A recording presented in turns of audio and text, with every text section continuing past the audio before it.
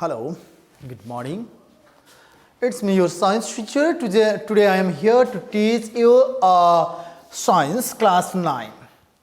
Till today, we are discuss about the different terms related to the force.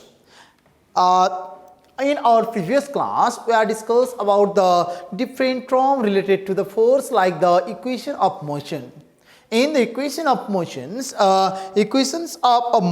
are describe the linear motions of an object. We are discussed the linear motions of an object in a different conditions.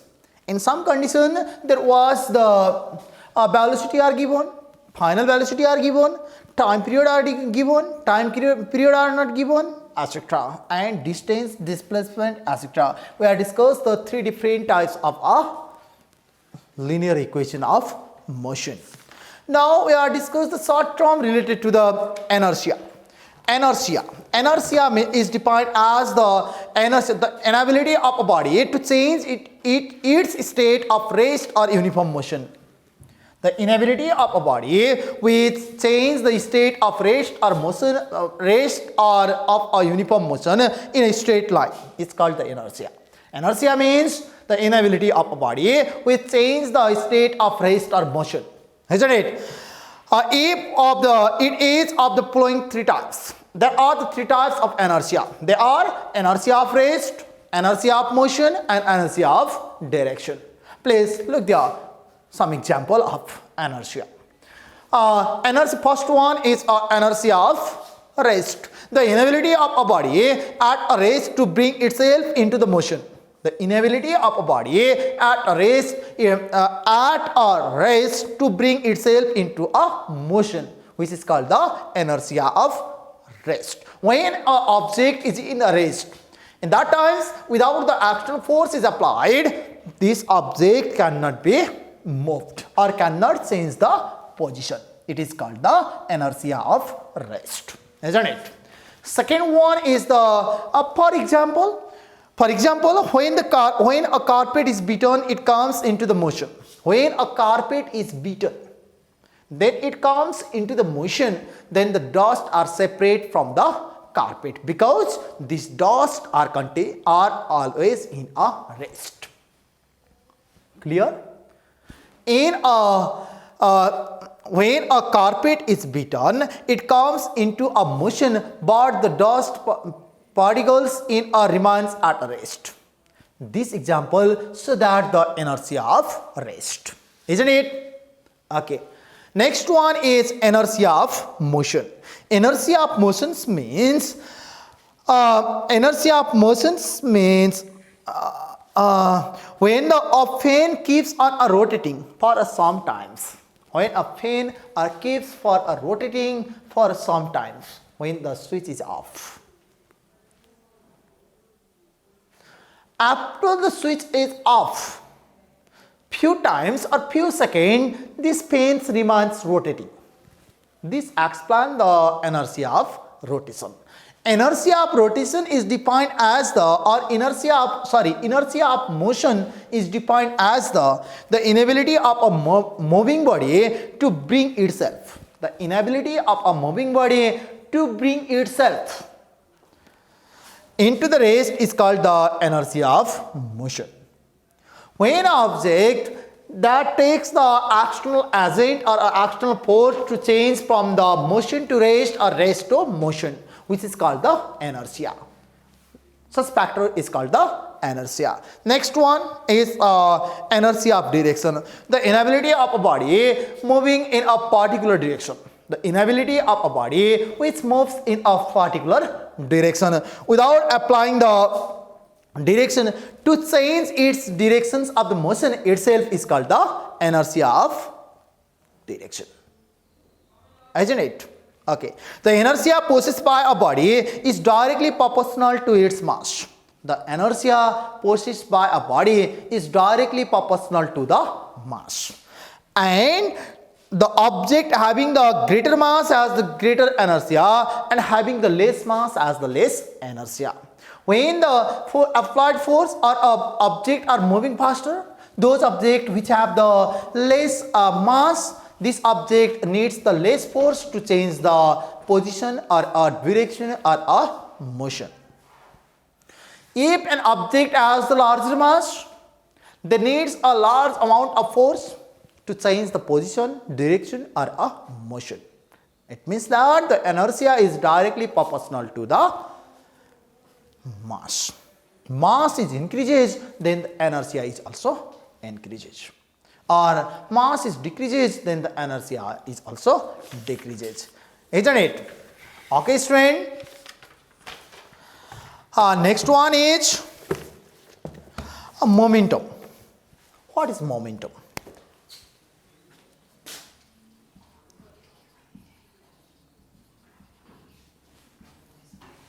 Next one is momentum. Once time, you throw the ball on the table. Please try to throw the ball on the table. Then this ball show the different momentum. Then this ball show the different motion. Then this ball show the different condition. We see this ball in a different condition. Why does it? It is due to different moment of the ball thrown on it. Different moments of a ball thrown on it. If a ball is thrown in a less velocity, it has the less momentum. If the ball is thrown on a less velocity, it has the less momentum. If the same ball is thrown in the more velocity, it's the more momentum. When a ball shows the less velocity, ball thrown by the less velocity, by the help of less velocity, then it's the less momentum, isn't it? If this ball has applied more velocity, we thrown by a more by the help of, we thrown in a more velocity. In that times, this ball shows the more momentum, isn't it? Okay, student. If a cricket ball and a tennis ball are in the same velocity, the cricket ball show the more momentum due to its more mass. If we saw thrown the cricket ball and a tennis ball on a table, in that condition, in that time, cricket ball show the more momentum due to its more mass. It means that those objects which have the more mass or greater mass, this object has greater momentum. If those objects which have the less mass, this has less momentum. It is clear that mathematically momentum is denoted by P. P is equal to m into B, product of mass and velocity. Momentum is defined as the product of mass and velocity. What is momentum? Momentum is defined as the product of mass and velocity. Momentum is denoted by P. Momentum is denoted by P and the mass is m and velocity is B. Isn't it? Okay. Please look here. If the unit of mass is kg and the unit of velocity is meter per second, the unit of momentum is kg meter per second. It is a derived unit. Isn't it, student? Okay. Next, we are going to discuss about the laws of different law of motion.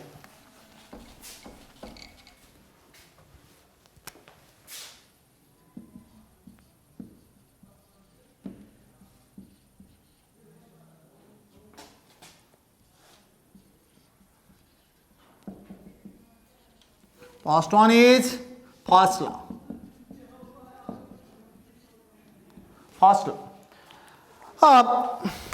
These laws of motions are described by the Newton, so that these laws are called the Newton's law of motion. In these three laws, he described about the different things in the different law. Likewise, in the first law, he described about the motion of a defined force. Motions are a first law of motion define a force. In first law, define a force. In second law, define a magnitude of force or a calculation of magnitude of force. isn't it? In third law, there is described the action and reaction or effects of force. Clear? Okay. Who is the father of this law? Newton. Sir Isaac Newton. He is the father of Newton's law of motion, isn't it? Okay, student. First law of motion. Everybody in this universe continues its state of motion, rest or uniform motion. Everybody in the universe which continues the state of rest or motion until unless applied the external force. Or this law of motion or first law of motion describe about the law of inertia. It is also called the law of inertia. I think that you saw the fan. When the switch is off, then the fan is rotated for few minutes, which explain about the law of inertia or first law of Newton's first law of motion, isn't it? Okay, student? Okay, yes. यदि तपाईहरुले फेन चलिरहेछ त्यो बेलामा switch off गर्नुभयो भने त्यो फेन चाहिँ के गर्छ फ्यु मिनेट्स सम्म के गरिरा हुन्छ रोटेटिङ गरिरा हुन्छ तपाईले एक्सटर्नल फोर्स अप्लाई गरिसक्नु भयो तर त्यो के गरिरा हुन्छ रोटेसन गरिरा हुन्छ it explain about the Newton's first law of motion or the inertia of motion. We have discussed about the few example related to the Newton's first law of motion. We are going to discuss about the few example. First one is when a branch of mango is shaken, then the mangoes falls down. When a branch of mango is shaken or beaten, when the carpet is beaten, then the dust or falls down. That times carpet is in motion, but this dust are in rest. Isn't it? Likewise, when the branches of a mangoes are shaken, in that times the mangoes are falls down. Isn't it? Okay. Number 2, a ball thrown vertically upward in a moving bus with a uniform motion returns to the thrower's head. When you are seated on a bus, this bus is in the condition of motion or in a moving bus. In that times, you thrown a ball in a vertical direction, in vertical. Well, now we discuss the second one. In the second one, let's discuss when a ball is thrown in a vertically upward when you are seated on a moving bus. In that condition, this ball thrown towards the head of a throwers or a thrower's head. यदि तपाईले त्यो बललाई तपाई गाडी moving गरेको गाडीमा हुनुहुन्छ बललाई माथि फाल्दिनु भयो ball is thrown in a vertical part. That times this ball falls thrower heads, which is described the first law of motion, isn't it? Okay.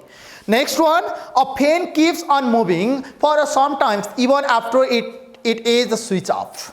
When a pen are moving for sometimes, it moves for sometimes when the switch is off.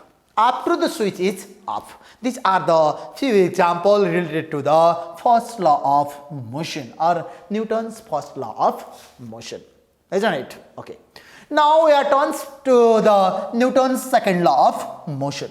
What is the Newton's second law of motion? Newton's second law of motion states that when an acceleration produced in a moving object, when acceleration produced in a moving object is directly proportional to their mass.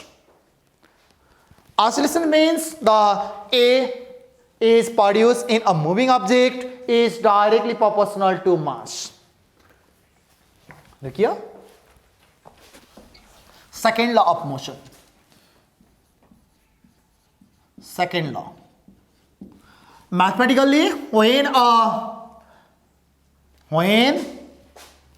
acceleration is produced in an object or a body is directly proportional to the mass.